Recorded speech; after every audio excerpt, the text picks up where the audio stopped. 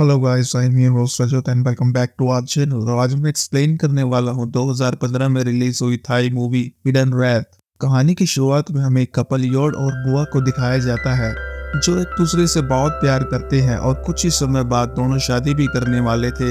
लेकिन योड की मोह बुआ को बिल्कुल भी पसंद नहीं करती थी क्योंकि बुआ एक गूंगी लड़की थी और साथ ही साथ बुआ के डैड ने किसी दूसरी औरत के साथ शादी करके बुआ की माँ को छोड़ दिया था, जिस वजह से बुआ और उसकी माँ बिल्कुल रास्ते पर आने वाले थे। लेकिन योड इन सब बातों को भुलाकर बुआ से शादी करने के लिए तैयार था।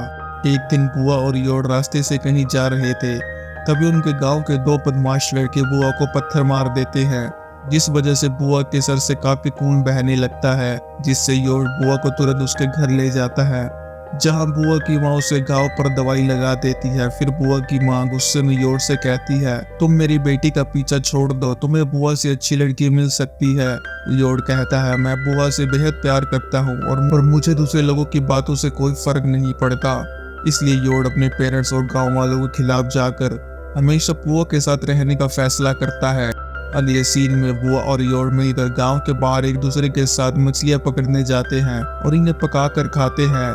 वहीं दूसरी ओर इसी गांव में चैंग और उसके दो साथी लेक और फेट भी रहते हैं। ये तीनों बहुत बदमाश लड़के हैं जिन्हें बस दूसरों को परेशान करने में बहुत मजा आता है। इसके अलावा ये तीनों गांव में रहने वाले लोगों का सामान चुराकर और पैसे चुराकर अपनी अय्याशियां पूरी करते हैं। चैंग की एक पत्नी भी है और वो चैंग को उसकी हरकतों की वजह से बहुत डांटती है, लेकिन चैंग उसकी बातों पर ज्यादा ध्यान नहीं देता और उल्टा उसे ही धमकाकर चुप करवा देता है। एक दिन जब योड और बुआ साइकिल से कहीं जा रहे होते हैं, तभी चैंग अपने दोस्तों के साथ मिलकर उन्हें बहुत परेशान करता है। यहाँ तक कि चैंग बुआ के बम पर भी हाथ लगा देता है। ये देख योड बुआ को बचाने की कोशिश करता है, लेकिन वो तीनों बड़ी आसानी से योड पर हावी हो जाते हैं। मगर तभी चैंग की बीवी वहां आ जाती है जो योड और बुआ को चैंग से बचा लेती है। जब योड घर आता है तो उसके डैड उसे शहर जाकर पैसे कमाने के लिए कहते हैं, लेकिन योड बुआ को छोड़कर जाना नहीं चाहता था। अगली सुबह हम उसी बूढ़े लड़की को देखते हैं जिसने उस दिन बुआ को पत्थर मारा था, जो आज एक शॉप से केले चुरा कर भाग जाता है। उसी वक्त बुआ भी केले लेकर वहीं से गुजर रही होती है। दुकान की मालकिन को लगता है उसके केले बुआ ने चुराए हैं, इसलिए वो औरत बुआ की बहुत बुरी तरह से इंसल्ट करती है। मगर बेचारी बुआ गूंगी होती है, इसलिए वो अपनी सफाई में कुछ नहीं कह पाती और रोते रोते वहां से अपने घर आ जाती है। कुछ देर बाद योड की मोह बुआ की माँ से मिलने आती है, जो उसे कहती है, मैं अपने बेटे की शादी किसी भी गूंगी लड़की से नहीं करूंगी, इसलिए तुम अपनी बेटी को मेरे बेटे से दूर रखो।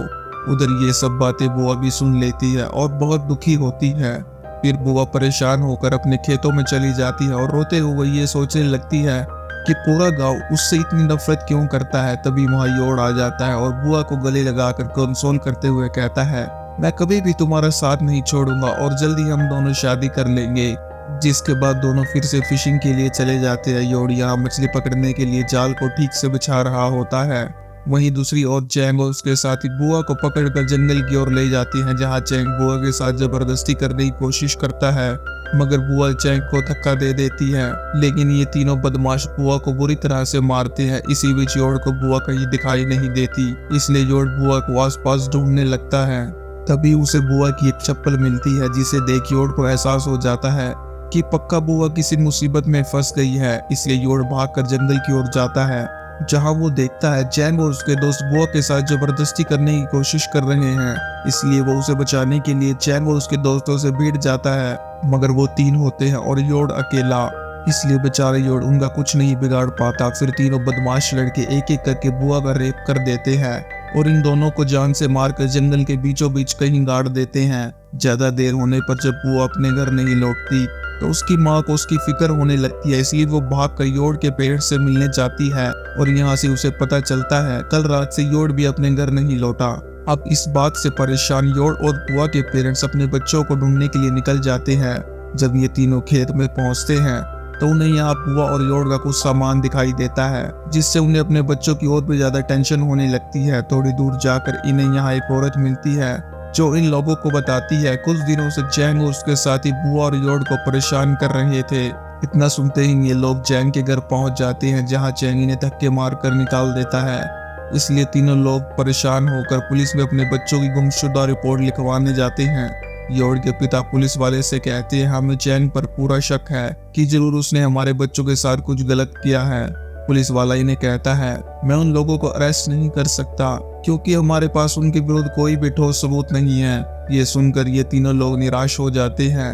अब यहाँ से सीन शिफ्ट होता है और हमें चैंग के दोस्त लेक को दिखाया जाता है जो अकेले जंगल में घूम रहा होता है। दरअसल उसे अपने किए कामों पर बहुत पछतावा था और वो अपने गिल्ड से भाग नहीं पा रहा था। तभी चैंग अपने दूसरे साथी फेट के साथ जंगल में आता है। चैंग लेक से पूछता है क्या तुम ठीक हो? लेक उसे कहता है मैं कुछ दिनों से सो नहीं पा रहा हूँ और मुझे सपने में योड और बुआ का भूत दिखाई देता है, इसलिए मैं अपने पापों का प्रायश्चित करना चाहता हूँ। ये सुनकर चैंग को गुस्सा आ जाता है और वो अपने गन को लेक पर तान देता है और उससे कहता है अगर तुमने पुलिस या किसी को भी हमारे इस कांड के बारे में बताने की कोशिश की तो मैं तुम्हें जिंदा नहीं छोड़ूंगा। इसके बाद तीनों लोग हंटिंग करने के लिए जंगल में चले जाते हैं जहाँ लेक और फेट को फिर से बुआ का भूत दिखाई देता है, जिस वजह से ये तीनों जंगल से भाग जाते हैं। उसी रात तीनों अपनी गर्लफ्रेंड्स के साथ बैठकर ड्रिंक कर रहे होती हैं। तभी लेक हल्का होने के लिए पास में चला जाता है। जब लेक हल्का हो रहा होता है तो उसे वहां सफेद कपड़ों में एक लड़की दिखाई देती है। जब लेक उसे पलट कर देखता है तो उसे पता चलता है ये लड़की कोई और नहीं बुआ है। ये सीन देखकर लेक की फटकर हाथ में आ जाती है, इसलिए वो भागकर अपने दोस्तों के पास आ जाता है। खैर इसके बाद तीनों दोस्त अपने अपने घर आ जाते हैं, लेकिन इन सभी को बुआ का बहुत डर था, स्पेशली लेक को सबसे ज्यादा, क्योंकि जब भी वह सोने की कोशिश करता तभी उसे बार बार बुआ का भूत दिखाई देता जो कि उस पर हमला कर रहा था। अगली सुबह लेक फेट को अपनी रात की घटना बताता है, लेकिन हैरानी की बात यह थी कि फेट को भी सेम ऐसे ही सपने आ रहे थे। फेट लेक से कहता है अगर हमें इन सब चीजों से छुटकारा पाना है तो हमें ये सभी बुरे काम छोड़ने होंगे। इतना कहने के बाद तीनों दोस्त मिलकर फिर से जंगल में हंटिंग के लिए चले जाते हैं, जिस दौरान लेक के सामने फिर से बुआ का भूत आ जाता है। इसलिए लेक डर कर वहां से भागने लगता है, मगर अचानक से लेक के सर पर कोई लकड़ी से वार कर देता है।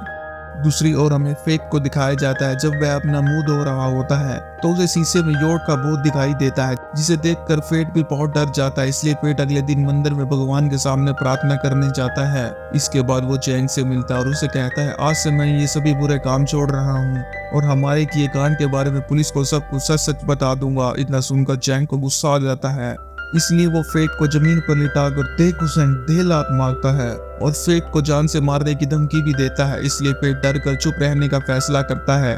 अब रात को चैंग को सपना आता है कि किसी ने उसके हाथ पैरों को उसके ही बेड से बांध दिया है। तभी चैंग को बुआ और योड का भूत दिखाई देता है जो एक कुल्हाड़ी लेकर उसकी ओर बढ़ रहे होते हैं।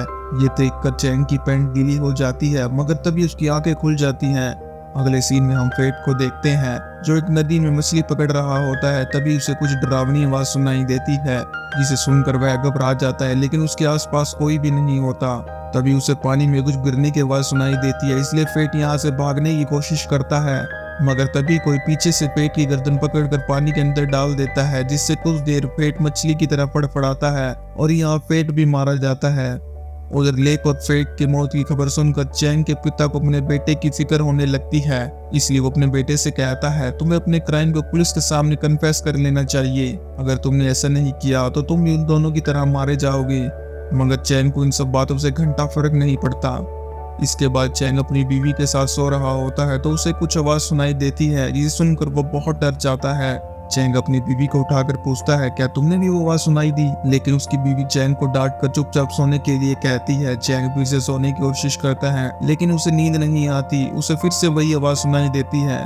चैंग चेक करने के लिए लाइट ऑन करता है, मगर ट्यूबलाइट खराब हो चुकी थी, इसलिए वो एक कैंडल को जलाने जाता है, लेकिन अचानक से मोमबत्ती अपने आप बुझ जाती है। चैंग जैसे ही पीछे मुड़कर देखता है तो उसके सामने बुआ का भूत आ जाता है।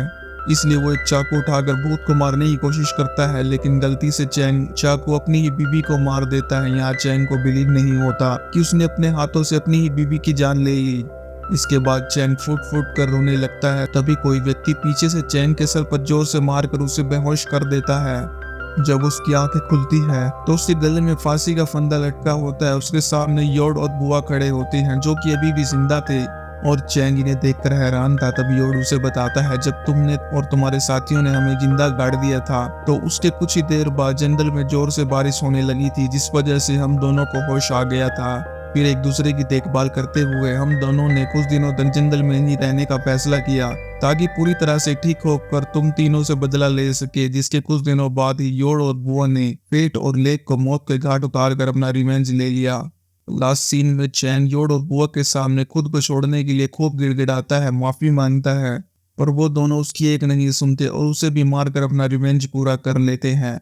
एंड गाइस, वीडियो पसंद आई हो तो चैनल की सपोर्ट और मेरे मोटिवेशन के लिए सब्सक्राइब जरूर करना। And please don't forget to like the video.